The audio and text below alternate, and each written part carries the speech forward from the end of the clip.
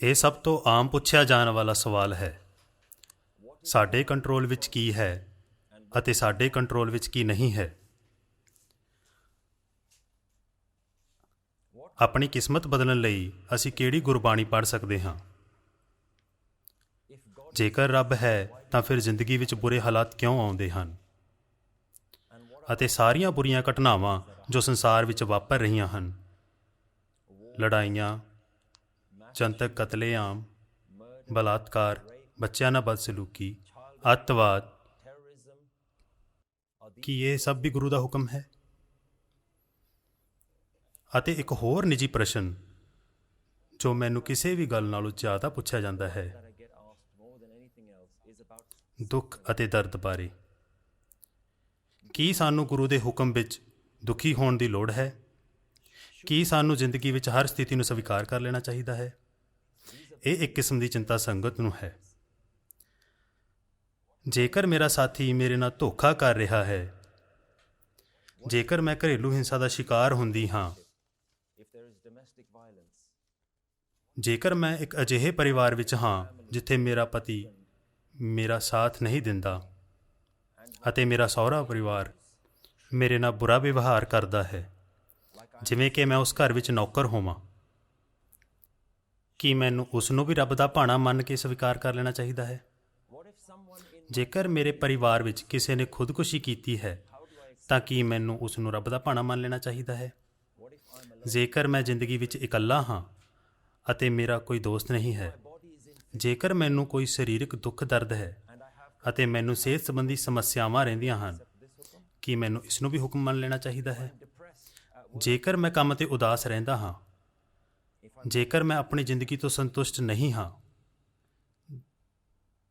ਜੇਕਰ ਮੈਂ ਕਿਸੇ ਗਲਤੀ ਲਈ ਆਪਣੇ ਆਪ ਨੂੰ ਮਾਫ਼ ਨਹੀਂ ਕਰ ਪਾ ਰਿਹਾ, ਜੇਕਰ ਮੈਂ ਆਪਣੀ ਜ਼ਿੰਦਗੀ ਦੇ ਬਹੁਤ ਸਾਰੇ ਦੋਸ਼ ਆਪਣੇ ਸਿਰ 'ਤੇ ਲੈ ਰਿਹਾ ਹਾਂ, ਜੇਕਰ ਮੈਂ ਪਛਤਾਵੇ ਵਿੱਚ ਜੀ ਰਿਹਾ ਹਾਂ, ਜੇਕਰ ਮੈਂ ਦੁੱਖ ਵਿੱਚ ਜੀ ਰਿਹਾ ਹਾਂ, ਜੇਕਰ ਮੈਂ ਕਿਸੇ ਹੋਰ ਨੂੰ ਆਪਣੇ ਦੁੱਖਾਂ ਲਈ ਜ਼ਿੰਮੇਵਾਰ ਠਹਿਰਾ ਰਿਹਾ ਹਾਂ, ਕੀ ਇਸ ਨੂੰ ਵੀ ਰੱਬ ਦਾ ਹੁਕਮ ਮੰਨ ਲੈਣਾ ਚਾਹੀਦਾ ਹੈ? ਸੰਗਤ ਜੀ, ਮੈਂ ਤੁਹਾਨੂੰ ਇੱਕ ਪ੍ਰਸ਼ਨ ਪੁੱਛਣਾ ਚਾਹੁੰਦਾ ਹਾਂ। ਮੈਨੂੰ ਦੱਸੋ ਕਿ ਦੁਨੀਆ ਦਾ ਕਿਹੜਾ ਗੁਰਦੁਆਰਾ ਸੰਗਤ ਲਈ ਇਹਨਾਂ ਸਵਾਲਾਂ ਦੇ ਜਵਾਬ ਦੇਣ ਲਈ ਸਥਾਪਿਤ ਕੀਤਾ ਗਿਆ ਹੈ? ਦੁਨੀਆ ਵਿੱਚ ਕਿਹੜੀ ਸਿੱਖ ਸੰਸਥਾ ਹੈ ਜੋ ਸੰਗਤ ਵਿੱਚ ਅਸਲ ਲੋਕਾਂ ਦੇ ਅਸਲ ਮਸਲਿਆਂ ਨੂੰ ਸੁਲਝਾਉਣ ਦੇ ਯੋਗ ਹੈ? ਅਸੀਂ ਲੋਕਾਂ ਨੂੰ ਇਹਨਾਂ ਮਸਲਿਆਂ ਨੂੰ ਸੁਲਝਾਉਣ ਵਿੱਚ ਕਿਵੇਂ ਮਦਦ ਕਰਾਂਗੇ? ਇਹਨਾਂ ਡੂੰਘੇ, ਨਿੱਜੀ, ਮਨੋਵਿਗਿਆਨਕ, ਭਾਵਨਾਤਮਕ ਮਸਲਿਆਂ ਨੂੰ। ਭਾਵੇਂ ਸਾਡੇ ਕੋਲ ਗੁਰਸਿੱਖ ਹਨ ਜੋ ਮਨੋਵਿਗਿਆਨ ਦੇ ਖੇਤਰ ਵਿੱਚ ਹਨ, ਲੋਕਾਂ ਦੀ ਸਹਾਇਤਾ ਕਰ ਰਹੇ ਹਨ, ਇਹਨਾਂ ਵਿੱਚੋਂ ਕਿੰਨੇ ਗੁਰਸਿੱਖ ਗੁਰਮਤਿ ਗਿਆਨ ਨੂੰ ਲਾਗੂ ਕਰਨ ਦੇ ਯੋਗ ਹਨ ਅਤੇ ਕਿੰਨੇ ਗੁਰੂ ਦੀ ਬੁੱਧੀ ਦੇ ਅਨੁਸਾਰ ਇਹਨਾਂ ਮਸਲਿਆਂ ਨੂੰ ਹੱਲ ਕਰਨ ਸਹਾਇਤਾ ਕਰਨ ਦੇ ਯੋਗ ਹਨ? ਇੱਕ ਚੀਜ਼ ਜੋ ਮੈਂ ਬਹੁਤ ਸੁਣਦਾ ਹਾਂ ਜਦੋਂ ਕੋਈ ਸਿੱਖ ਧਰਮ ਬਾਰੇ ਗੱਲ ਕਰਦਾ ਹੈ, ਅਤੇ ਖਾਸ ਕਰ ਜੇ ਤੁਸੀਂ ਕਦੇ ਟੀਵੀ 'ਤੇ ਦਰਬਾਰ ਸਾਹਿਬ ਅੰਮ੍ਰਿਤਸਰ ਬਾਰੇ ਕੋਈ ਪ੍ਰੋਗਰਾਮ ਵੇਖਦੇ ਹੋ। ਅੱਜ ਖਬਰਾਂ ਵਿੱਚ ਤੁਸੀਂ ਕੈਨੇਡੀਅਨ ਪ੍ਰਧਾਨ ਮੰਤਰੀ ਜਸਟਿਨ ਟਰੂਡੋ ਨੂੰ ਵੇਖਿਆ ਹੋਵੇਗਾ। ਉਹ ਸ਼੍ਰੀ ਦਰਬਾਰ ਸਾਹਿਬ ਦੇ ਬਾਹਰ ਤਸਵੀਰਾਂ ਖਿੱਚ ਰਹੇ ਹਨ ਅਤੇ ਹੋਰ ਫੋਟੋ ਖਿੱਚਣ ਦੇ ਮੌਕਿਆਂ ਦੀ ਤਰ੍ਹਾਂ ਉਹ ਲੰਗਰ ਹਾਲ ਵਿੱਚ ਗਏ ਅਤੇ ਲੰਗਰ ਕਰਦੇ ਸਮੇਂ ਆਪਣੀਆਂ ਫੋਟੋਆਂ ਲੈ ਰਹੇ ਸਨ। ਕਿਉਂਕਿ ਇਹ ਇੱਕ ਅਜਿਹੀ ਚੀਜ਼ ਹੈ ਜੋ ਅਸੀਂ ਹਮੇਸ਼ਾ ਆਪਣੇ ਬਾਰੇ ਕਹਿੰਦੇ ਹਾਂ ਕਿ ਸਿੱਖ ਦੁਨੀਆ ਨੂੰ ਲੰਗਰ ਛਕਾਉਂਦਾ ਹੈ। ਪਰ ਸਾਧ ਸੰਗਤ ਜੀ, ਅੱਜ ਦੁਨੀਆ ਦੀ ਸਮੱਸਿਆ ਵੱਖਰੀ ਹੈ। ਅੱਜ ਦੁਨੀਆ ਮਾਨਸਿਕ ਸਿਹਤ ਦੇ ਮਸਲਿਆਂ ਨਾਲ ਜੂਝ ਰਹੀ ਹੈ। ਸੰਸਾਰ ਮਾਨਸਿਕ ਸਿਹਤ ਦੀ ਮਹਾਂਮਾਰੀ ਵਿੱਚ ਹੈ ਅਤੇ ਇਹ ਸਮਾਂ ਹੈ ਜਦੋਂ ਲੋਕਾਂ ਦੇ ਦਿਲ ਅਤੇ ਉਹਨਾਂ ਦੀ ਰੂਹ ਨੂੰ ਧੰਨ ਧੰਨ ਸ਼੍ਰੀ ਗੁਰੂ ਗ੍ਰੰਥ ਸਾਹਿਬ ਜੀ ਦੀ ਸੂਝ ਦਾ ਭੋਜਨ ਦੇਣਾ ਸ਼ੁਰੂ ਕੀਤਾ ਜਾਵੇ।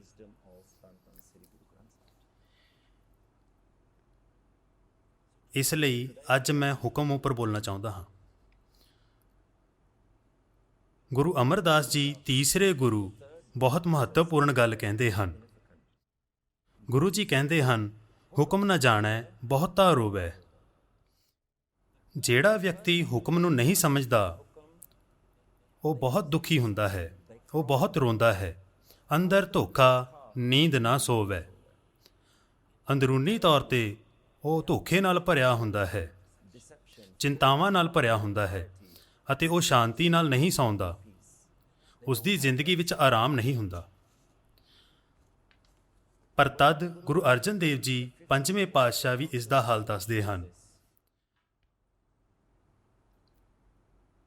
ਪੰਜਵੇਂ ਗੁਰੂ ਕਹਿੰਦੇ ਹਨ, ਜਿਨੀ ਪਛਾਤਾ ਹੁਕਮ ਤਿਨੇ ਕਦੇ ਨਾ ਰੋਵਣਾ। ਇਸ ਲਈ ਇੱਕ ਪਾਸੇ ਗੁਰੂ ਜੀ ਕਹਿ ਰਹੇ ਹਨ ਕਿ ਉਹ ਵਿਅਕਤੀ ਜਿਹੜਾ ਹੁਕਮ ਨੂੰ ਨਹੀਂ ਸਮਝਦਾ ਉਹ ਹਮੇਸ਼ਾ ਦੁੱਖ ਅਤੇ ਕਸ਼ਟ ਸਹਿੰਦਾ ਹੈ, ਅਤੇ ਦੂਜੇ ਪਾਸੇ ਗੁਰੂ ਕਹਿ ਰਹੇ ਹਨ, ਜੇ ਤੁਸੀਂ ਹੁਕਮ ਨੂੰ ਮੰਨਦੇ ਹੋ ਤਾਂ ਤੁਹਾਨੂੰ ਕਦੇ ਦੁੱਖ ਅਤੇ ਕਸ਼ਟ ਨਹੀਂ ਹੋਣਗੇ। ਅਤੇ ਅਸੀਂ ਇਸ ਨੂੰ ਜਪਜੀ ਸਾਹਿਬ ਵਿੱਚ ਵੀ ਵੇਖਦੇ ਹਾਂ।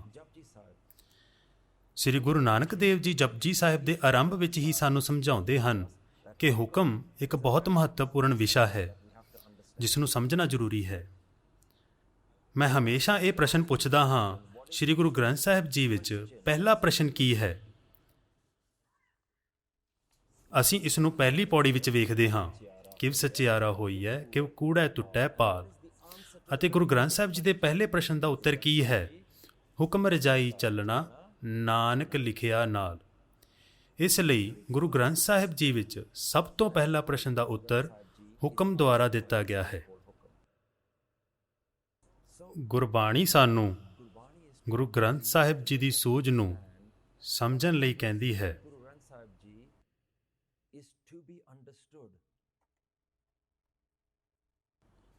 ਦੂਸਰੀ ਪੌੜੀ ਦੇ ਅੰਤ ਵਿੱਚ ਜੋ ਹੁਕਮ ਦੇ ਬਾਰੇ ਵਿੱਚ ਹੈ, ਗੁਰੂ ਜੀ ਉਸ ਨੂੰ ਕਹਿੰਦੇ ਹਨ, ਨਾਨਕ ਹੁਕਮੈ ਜੇ ਬੁੱਝੈ। ਹੁਕਮ ਨੂੰ ਸਮਝਣਾ ਜ਼ਰੂਰੀ ਹੈ। ਤੁਸੀਂ ਕਿੰਨੇ ਲੋਕਾਂ ਨੂੰ ਵੇਖਦੇ ਹੋ ਜੋ ਰੋਜ਼ ਸਵੇਰੇ ਉੱਠਦੇ ਹਨ, ਹੋ ਸਕਦਾ ਹੈ ਪਿਛਲੇ 10, 15, ਸ਼ਾਇਦ 20 ਸਾਲਾਂ ਤੋਂ ਉਹ ਰੋਜ਼ ਸਵੇਰੇ ਜਪਜੀ ਸਾਹਿਬ ਪੜ੍ਹਦੇ ਹੋਣ, ਪਰ ਫਿਰ ਵੀ ਉਹ ਹੁਕਮ ਨੂੰ ਨਹੀਂ ਸਮਝਦੇ। ਉਹ ਪਾਠ ਕਰਨ ਦੇ ਬਾਅਦ ਵੀ ਜ਼ਿੰਦਗੀ ਦੇ ਮਸਲਿਆਂ ਨੂੰ ਨਜਿੱਠਣ ਵਿੱਚ ਲੱਗੇ ਰਹਿੰਦੇ ਹਨ। ਇਸ ਲਈ ਗੁਰੂ ਗ੍ਰੰਥ ਸਾਹਿਬ ਜੀ ਸਿਰਫ ਜਾਦੂ ਦੇ ਸ਼ਬਦ ਨਹੀਂ ਹਨ ਜੋ ਤੁਸੀਂ ਹਰ ਰੋਜ਼ ਪੜ੍ਹ ਲੈਂਦੇ ਹੋ, ਪਰ ਤੁਸੀਂ ਇਸ ਨੂੰ ਸਮਝਣ ਦੀ ਕੋਸ਼ਿਸ਼ ਨਹੀਂ ਕਰਦੇ। ਗੁਰਬਾਣੀ ਨੂੰ ਸਮਝਣਾ ਪਏਗਾ। ਤੁਹਾਨੂੰ ਇਹ ਸਮਝਣਾ ਪਏਗਾ ਕਿ ਗੁਰੂ ਜੀ ਕੀ ਕਹਿ ਰਹੇ ਹਨ, ਅਤੇ ਫਿਰ ਇਸ ਨੂੰ ਆਪਣੀ ਅਸਲ ਜ਼ਿੰਦਗੀ ਵਿੱਚ ਲਾਗੂ ਕਰਨਾ ਪਏਗਾ। ਤਾਂ ਫਿਰ ਅਸੀਂ ਕਿਵੇਂ ਸਮਝ ਸਕਦੇ ਹਾਂ ਕਿ ਹੁਕਮ ਕੀ ਹੈ? ਹੁਕਮ ਕੀ ਹੈ? ਸਾਡੇ ਕੋਲ ਇੱਕ ਕੋਸ਼ ਹੈ ਜਿਸ ਨੂੰ ਸ੍ਰੀ ਗੁਰੂ ਗ੍ਰੰਥ ਸਾਹਿਬ ਜੀ ਦੇ ਸੰਪੂਰਨ ਸ਼ਬਦ ਕੋਸ਼ਾਂ 'ਚੋਂ ਇੱਕ ਮੰਨਿਆ ਜਾਂਦਾ ਹੈ, ਮਹਾਨ ਕੋਸ਼, ਜੋ ਭਾਈ ਕਾਹਨ ਸਿੰਘ ਨਾਭਾ ਦੁਆਰਾ ਲਿਖਿਆ ਗਿਆ ਹੈ। ਅਤੇ ਜੇ ਤੁਸੀਂ ਉਸ ਵਿੱਚ ਹੁਕਮ ਨੂੰ ਵੇਖਦੇ ਹੋ ਤਾਂ ਹੁਕਮ ਨੂੰ ਪਵਿੱਤਰ ਨਿਯਮ, ਬ੍ਰਹਮ ਕਾਨੂੰਨ ਕਿਹਾ ਗਿਆ ਹੈ। ਜਿਵੇਂ ਕਿ ਇਸ ਬ੍ਰਹਿਮੰਡ ਦਾ ਬ੍ਰਹਿਮੰਡ ਨਿਯਮ ਹੈ, ਉਸੇ ਤਰ੍ਹਾਂ ਹੁਕਮ ਦੀ ਪਰਿਭਾਸ਼ਾ ਪਵਿੱਤਰ ਨਿਯਮ ਦਿੱਤੀ ਗਈ ਹੈ। ਹਰ ਜਗ੍ਹਾ ਜੋ ਵੀ ਹੋ ਰਿਹਾ ਹੈ ਉਹ ਸਭ ਕੁਝ ਪਵਿੱਤਰ ਹੈ। ਹੋਰ ਕਾਨੂੰਨਾਂ ਦੀ ਤਰ੍ਹਾਂ ਜਿਸ ਨੂੰ ਅਸੀਂ ਬ੍ਰਹਿਮੰਡ ਦੇ ਕਾਨੂੰਨ ਕਹਿੰਦੇ ਹਾਂ, ਜਿਵੇਂ ਕਿ ਗ੍ਰੈਵਿਟੀ ਹੈ, ਗ੍ਰੈਵਿਟੀ ਬ੍ਰਹਿਮੰਡ ਦਾ ਨਿਯਮ ਹੈ।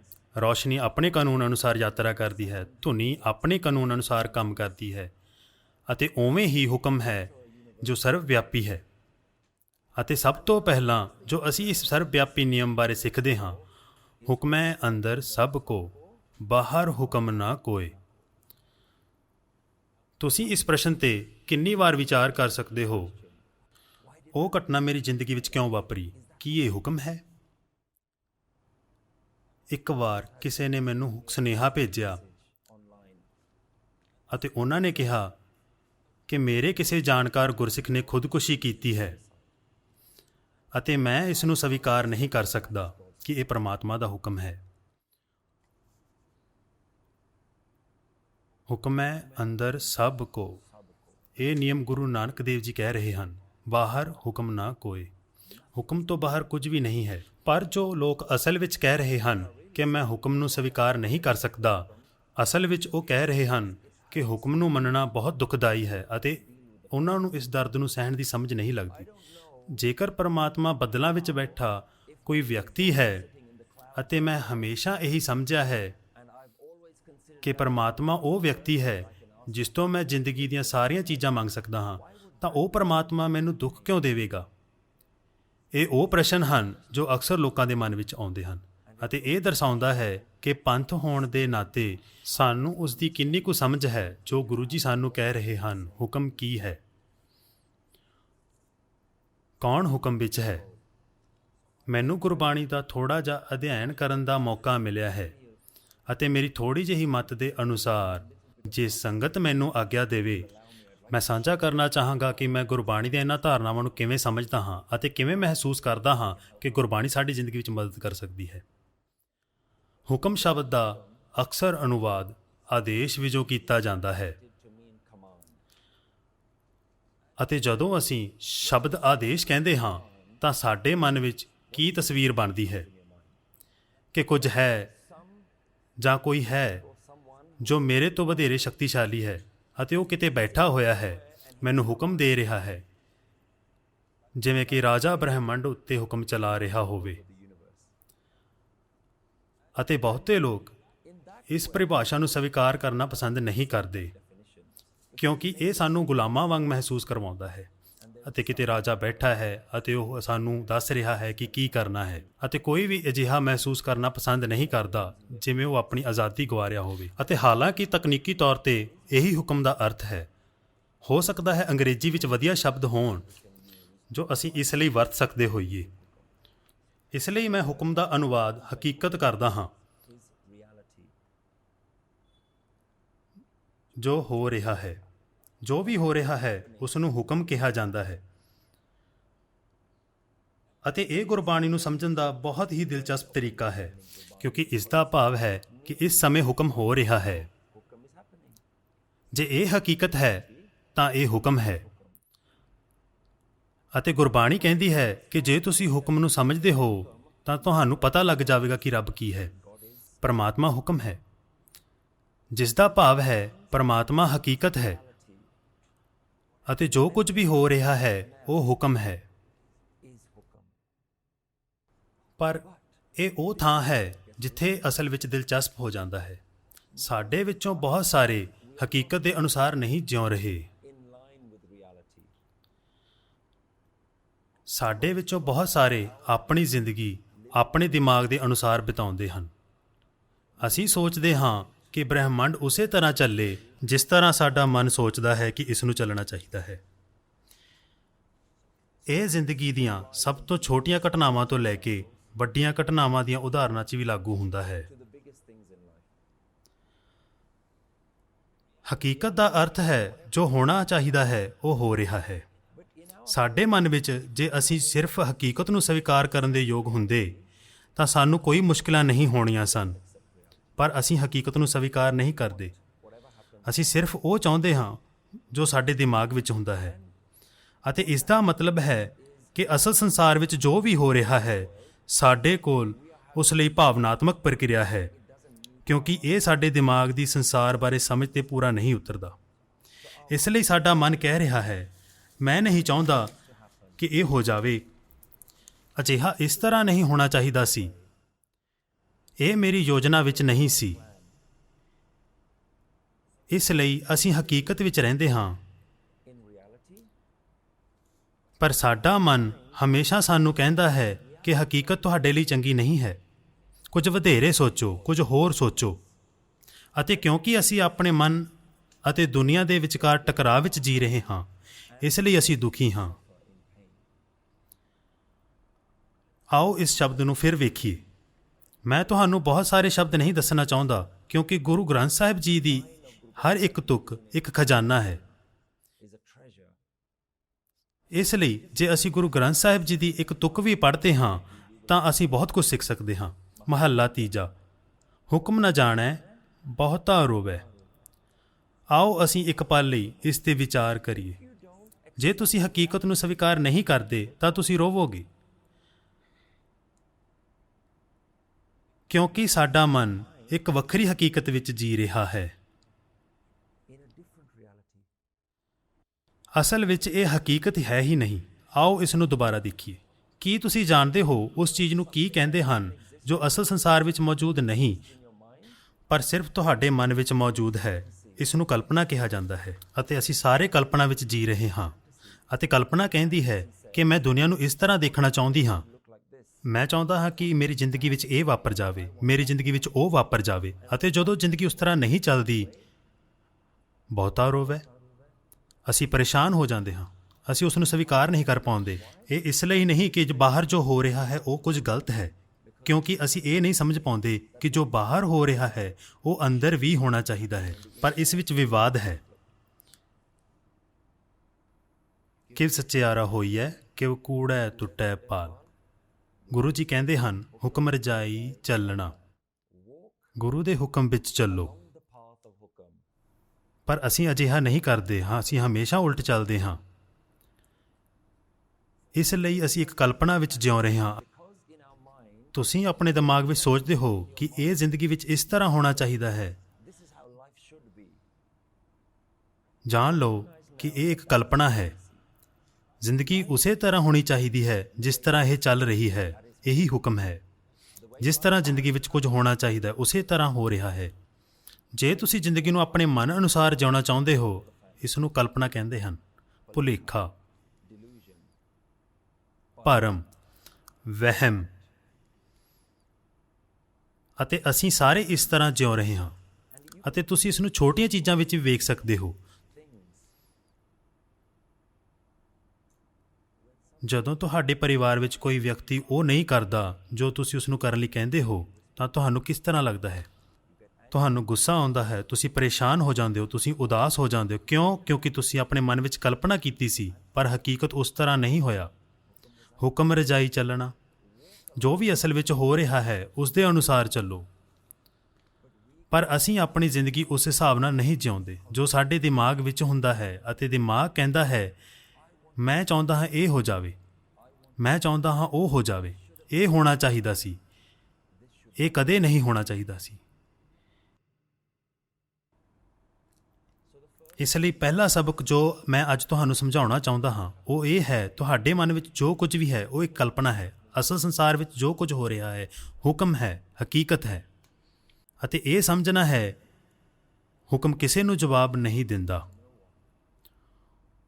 ਹੁਕਮ ਇਸ ਉਡੀਕ ਵਿੱਚ ਨਹੀਂ ਬੈਠਦਾ ਹੈ ਕਿ ਤੁਸੀਂ ਇਸ ਨੂੰ ਦੱਸੋ ਕਿ ਕੀ ਕਰਨਾ ਹੈ। ਇਹ ਮੱਛੀ ਦੀ ਸੋਚ ਵਾਂਗ ਹੈ, ਜਿਸ ਨੂੰ ਇਹ ਲੱਗਦਾ ਹੈ ਕਿ ਉਹ ਨਦੀ ਦੇ ਪ੍ਰਵਾਹ ਨੂੰ ਨਿਯੰਤਰਿਤ ਕਰ ਸਕਦੀ ਹੈ। ਕੀ ਨਦੀ ਮੱਛੀ ਦੇ ਆਦੇਸ਼ ਦੀ ਉਡੀਕ ਕਰ ਰਹੀ ਹੈ? ਸੋ ਮੱਛੀ ਕਹਿੰਦੀ ਹੈ, ਮੈਂ ਚਾਹੁੰਦੀ ਹਾਂ ਤੇਰਾ ਬਹਾਵ ਇਸ ਦਿਸ਼ਾ ਵੱਲ ਹੋਵੇ, ਪਰ ਨਦੀ ਹਮੇਸ਼ਾ ਆਪਣੀ ਦਿਸ਼ਾ ਵੱਲ ਵਗਦੀ ਹੈ। ਇਸ ਲਈ ਮੱਛੀ ਕੋਲ ਦੋ ਵਿਕਲਪ ਹਨ। ਜ਼ਿੱਦੀ ਮੱਛੀ ਕਹਿੰਦੀ ਹੈ, ਮੈਂ ਚਾਹੁੰਦੀ ਹਾਂ ਕਿ ਤੇਰਾ ਇਸ ਦਿਸ਼ਾ ਵੱਲ ਬਹਾਵ ਹੋਣਾ ਚਾਹੀਦਾ ਹੈ ਅਤੇ ਮੈਂ ਉਸ ਦਿਸ਼ਾ ਵੱਲ ਤੈਰਾਂਗੀ। ਅਤੇ ਜੇ ਮੈਂ ਉਸ ਦਿਸ਼ਾ ਵੱਲ ਤੈਰਾਂਗੀ ਤਾਂ ਪੂਰੀ ਨਦੀ ਦਾ ਬਹਾਵ ਉਸ ਦਿਸ਼ਾ ਵੱਲ ਹੋਣਾ ਚਾਹੀਦਾ ਹੈ। ਇਸ ਲਈ ਉਹ ਨਦੀ ਦੇ ਬਹਾਵ ਦੇ ਉਲਟ ਤੈਰਦੀ ਹੈ। ਤਾਂ ਨਦੀ ਕੀ ਕਰਦੀ ਹੈ? ਨਦੀ ਆਪਣੇ ਬਹਾਵ ਵਾਲੀ ਦਿਸ਼ਾ ਵਿੱਚ ਵਹਿਣਾ ਜਾਰੀ ਰੱਖਦੀ ਹੈ। ਮੱਛੀ ਆਪਣਾ ਸੰਘਰਸ਼ ਜਾਰੀ ਰੱਖਦੀ ਹੈ। ਕੌਣ ਦੁਖੀ ਹੈ, ਨਦੀ ਜਾਂ ਮੱਛੀ? ਮੱਛੀ। ਉਹ ਸੰਘਰਸ਼ ਕਰ ਰਹੀ ਹੈ ਕਿਉਂਕਿ ਉਹ ਗਲਤ ਦਿਸ਼ਾ ਵੱਲ ਜਾ ਰਹੀ ਹੈ। ਉਹ ਆਪਣੇ ਸੰਘਰਸ਼ ਨੂੰ ਕਿਵੇਂ ਰੋਕ ਸਕਦੀ ਹੈ? ਉਸ ਨੂੰ ਬਸ ਰੁਕਣ ਦੀ ਲੋੜ ਹੈ। ਉਸ ਨੂੰ ਨਦੀ ਦਾ ਵਿਰੋਧ ਕਰਨਾ ਬੰਦ ਕਰਨ ਦੀ ਲੋੜ ਹੈ। ਜਦੋਂ ਉਹ ਨਦੀ ਦਾ ਵਿਰੋਧ ਕਰਨਾ ਬੰਦ ਕਰ ਦਿੰਦੀ ਹੈ ਤਾਂ ਉਹ ਨਦੀ ਦੇ ਪ੍ਰਵਾਹ ਦੇ ਨਾਲ ਚੱਲ ਪੈਂਦੀ ਹੈ। ਅਤੇ ਇਹ ਹਰ ਮਨੁੱਖ ਦੀ ਕਹਾਣੀ ਹੈ। ਜੋ ਹੋ ਰਿਹਾ ਹੈ ਅਸੀਂ ਹਮੇਸ਼ਾ ਉਸ ਦਾ ਵਿਰੋਧ ਕਰਦੇ ਹਾਂ। ਅਤੇ ਜਿੰਨਾ ਚਿਰ ਅਸੀਂ ਹਕੀਕਤ ਦਾ ਵਿਰੋਧ ਕਰਦੇ ਹਾਂ ਅਸੀਂ ਦੁਖੀ ਹੁੰਦੇ ਹਾਂ। ਨਦੀ ਸਾਡੇ ਕਾਰਨ ਦੁਖੀ ਨਹੀਂ ਹੁੰਦੀ। ਹੁਕਮ ਦੁਖੀ ਨਹੀਂ ਹੋ ਰਿਹਾ ਹੈ, ਕੇਵਲ ਅਸੀਂ ਦੁਖੀ ਹੋ ਰਹੇ ਹਾਂ।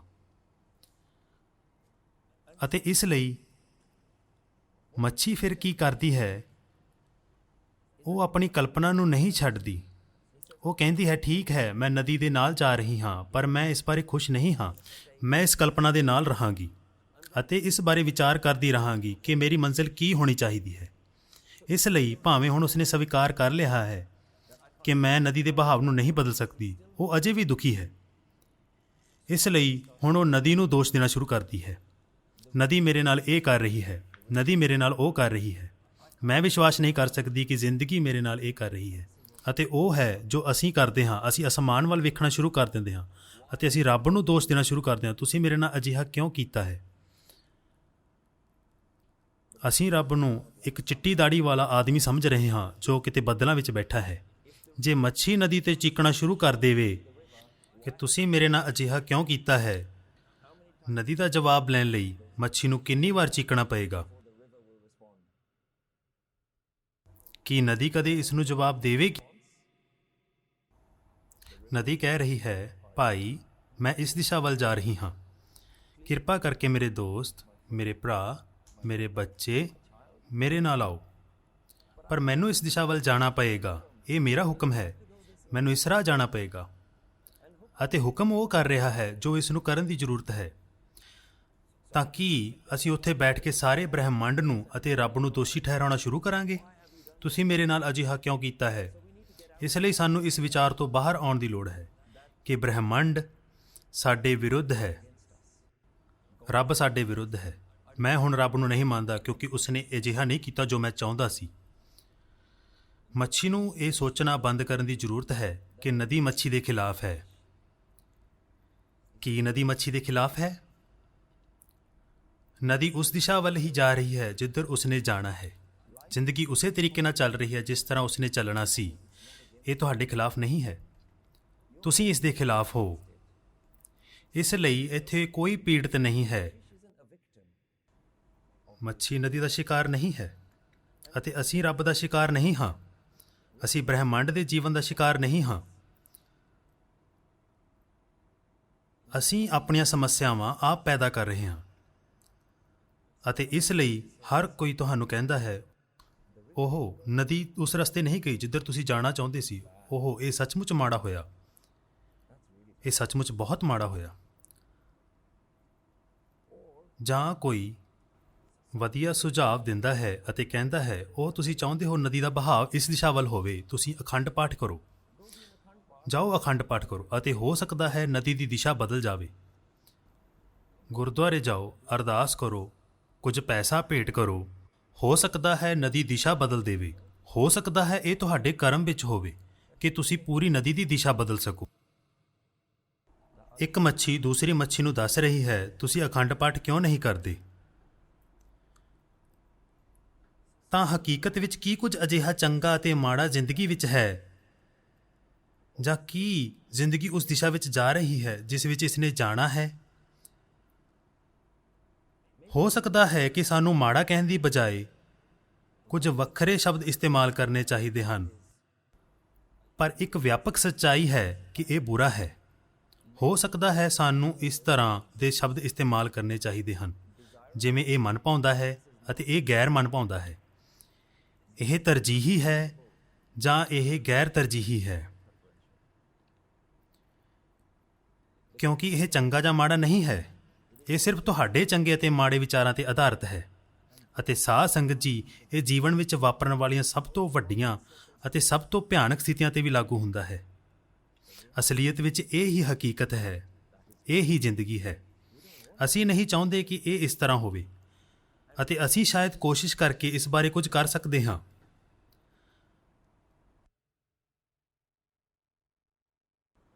ਪਰ ਇਹ ਨਾ ਸੋਚੋ ਕਿ ਤੁਸੀਂ ਨਦੀ ਦੀ ਦਿਸ਼ਾ ਚੇਂਜ ਕਰ ਸਕਦੇ ਹੋ।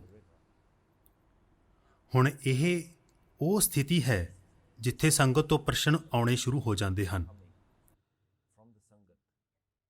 ਕੀ ਇਸ ਦਾ ਮਤਲਬ ਇਹ ਹੈ ਕਿ ਮੈਨੂੰ ਜ਼ਿੰਦਗੀ ਵਿੱਚ ਸਭ ਕੁਝ ਸਵੀਕਾਰ ਕਰ ਲੈਣਾ ਚਾਹੀਦਾ ਹੈ? ਕੀ ਮੈਨੂੰ ਆਪਣੀ ਜ਼ਿੰਦਗੀ ਦੇ ਸਾਰੇ ਦੁੱਖਾਂ ਅਤੇ ਦਰਦਾਂ ਨੂੰ ਸਵੀਕਾਰਨਾ ਚਾਹੀਦਾ ਹੈ? ਜੇਕਰ ਮੇਰੇ ਨਾਲ ਦੁਰਵਿਵਹਾਰ ਹੋ ਰਿਹਾ ਹੈ ਤਾਂ ਕੀ ਉਸ ਨੂੰ ਵੀ ਹੁਕਮ ਸਮਝਣਾ ਚਾਹੀਦਾ ਹੈ? ਨਹੀਂ, ਕਿਉਂਕਿ ਗੁਰਬਾਣੀ ਸਾਨੂੰ ਇਹ ਨਹੀਂ ਸਿਖਾਉਂਦੀ ਕਿ ਬੈਠ ਜਾਓ ਕਿ ਕੁਝ ਵੀ ਨਾ ਕਰੋ।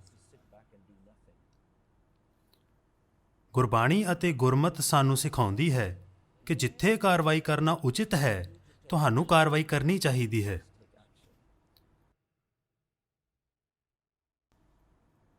ਹੁਣ ਪ੍ਰਸ਼ਨ ਇਹ ਹੈ ਕਿ ਤੁਹਾਨੂੰ ਕਿਵੇਂ ਪਤਾ ਲੱਗੇਗਾ ਕਿ ਹੁਣ ਤੁਹਾਡੇ ਲਈ ਕਾਰਵਾਈ ਕਰਨਾ ਉਚਿਤ ਹੈ?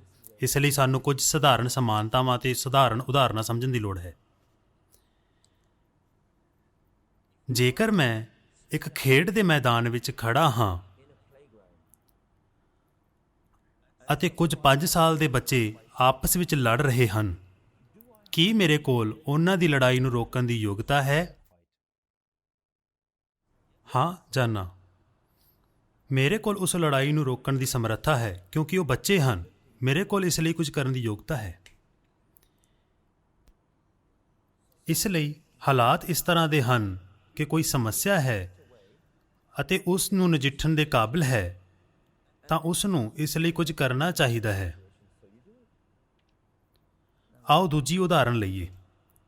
ਜੇ ਮੈਂ ਇੱਕ 5 ਸਾਲ ਦਾ ਬੱਚਾ ਹਾਂ ਅਤੇ 10 ਲੋਕ ਆਪਸ ਵਿੱਚ ਲੜ ਰਹੇ ਹਨ ਤਾਂ ਕੀ ਮੇਰੇ ਕੋਲ ਉਸ ਬਾਰੇ ਕੁਝ ਕਰਨ ਦੀ ਯੋਗਤਾ ਹੈ?